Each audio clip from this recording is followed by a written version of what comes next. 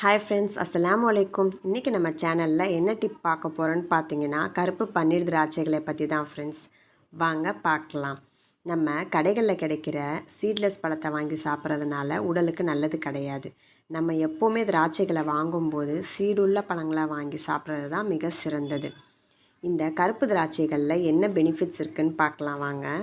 புற்றுநோய் வராமல் தடுக்குது, கண் பார்வைக்கு மிக மிக நல்லது, மூளைகளை சுறுசுறுப்பாக்கக்கூடியது, கொலஸ்ட்ராலை குறைக்க செய்யுது, இதயத்தில் உள்ள அடைப்புகளை சரி செய்யுது.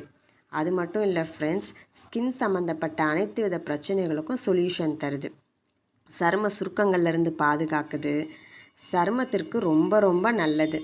ஸ்கின் ஷைனிங்லேருந்து, ஸ்கின் க்ளோலேருந்து, நம்மளுக்கு கலர் இன்க்ரீஸ் ஆகணும் அப்படின்னு நினைக்கிறவங்க இந்த பழத்தை சாப்பிட்றது மூலியமாக நிறைய பெனிஃபிட்ஸ் இருக்குது. ஸோ இந்த வீடியோ உங்களுக்கு யூஸ்ஃபுல்லாக இருந்துச்சுன்னா மறக்காமல் நம்ம சேனலை சப்ஸ்கிரைப் பண்ணிவிடுங்க ஃப்ரெண்ட்ஸ்.